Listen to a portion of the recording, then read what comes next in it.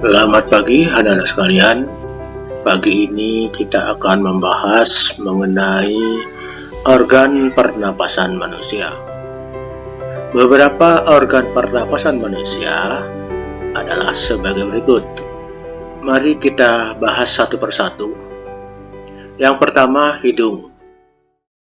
Sebelum masuk paru-paru, udara dalam rongga hidung mengalami beberapa proses, di antaranya yang pertama, proses penyaringan.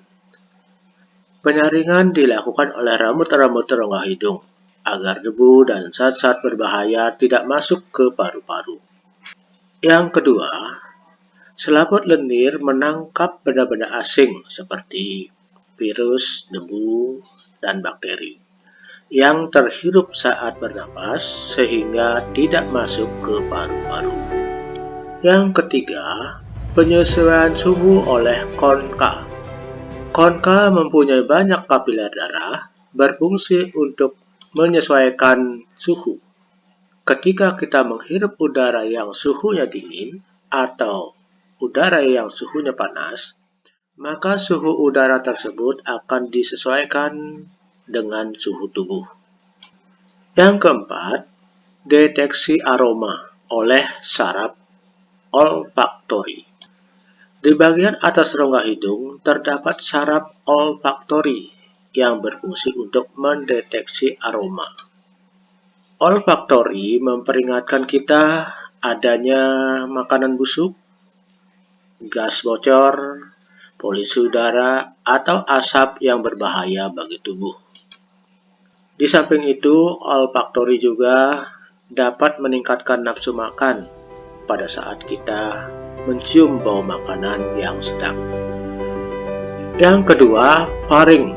Faring adalah organ pernapasan yang terletak di belakang rongga hidung hingga rongga mulut dan di atas laring. Faring berfungsi sebagai jalur masuk udara dan makanan, ruang resonansi suara, serta tempat tonsil yang berpartisipasi pada reaksi kekebalan tubuh dalam melawan benda asing. Yang ketiga, laring. Laring atau ruang suara adalah organ pernapasan yang menghubungkan faring dengan trakea. Di dalam laring terdapat epiglotis dan pita suara. Epiglotis berupa katup tulang rawan yang berbentuk seperti daun dilapisi oleh sel-sel epitel. Epiglotis berfungsi untuk menutup laring pada waktu menelan makanan atau minuman. Udara yang melewati laring akan menggetarkan pita suara, sehingga terjadi gelombang suara. Gelombang suara ini dapat diatur agar menghasilkan berbagai suara dengan mengatur kolom udara pada faring, rongga hidung, dan mulut. Tinggi rendahnya suara dikontrol oleh pita suara. Bila pita suara tegang, maka pita suara akan bergetar lebih cepat dan menghasilkan nada tinggi. Bila pita suara kurang tegang atau kendor, maka pita suara akan bergetar lebih lamban dan menghasilkan nada rendah. Mengapa suara pria lebih rendah daripada suara wanita? Suara pria lebih rendah daripada suara wanita karena pita suara pria lebih tebal dan panjang, sehingga getarannya semakin lamban. Ketebalan pita suara pada pria karena pengaruh hormon androgen yang ada pada pria. Yang keempat, trakea atau batang tenggorokan. Trakea adalah saluran yang menghubungkan laring dengan bronkus. Trakea memiliki panjang sekitar 10-12 cm dan lebar 2 cm.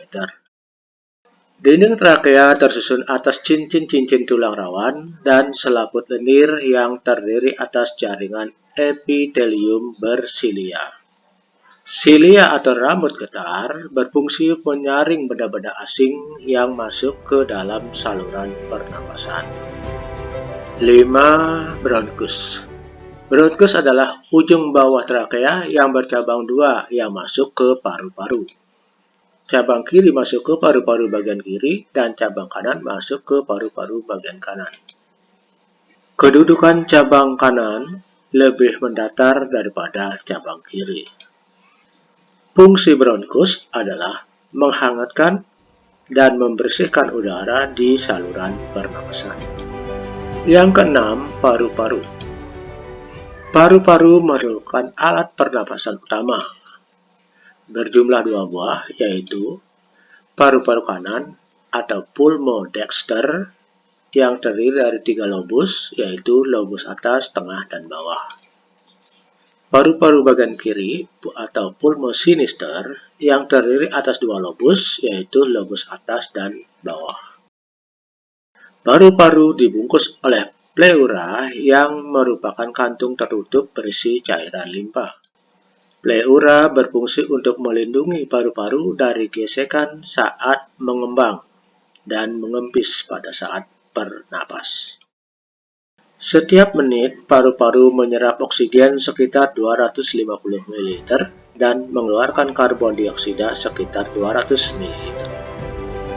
Bronkus kanan dan kiri di dalam paru-paru membentuk ribuan cabang yang disebut dengan bronkiolus. Pada ujung-ujung bronkiolus terdapat gelembung-gelembung yang sangat kecil dan berdinding tipis yang disebut dengan alveolus. Alveolus merupakan tempat pertukaran oksigen dari udara dengan karbon dioksida dari darah. Alveolus mampu berperan sebagai tempat pertukaran gas karena dindingnya sangat tipis dan lembab, serta diselubungi oleh pembuluh-pembuluh kapiler yang hanya berdinding selapis sel. Dalam paru-paru manusia terdapat 300–350 juta alveolus dan dengan luas permukaan lebih dari 80 meter persegi. Oke anak-anak sekalian, sampai di sini pembelajaran kita. Semoga bermanfaat. Terima kasih. Sampai jumpa pada pembelajaran berikutnya.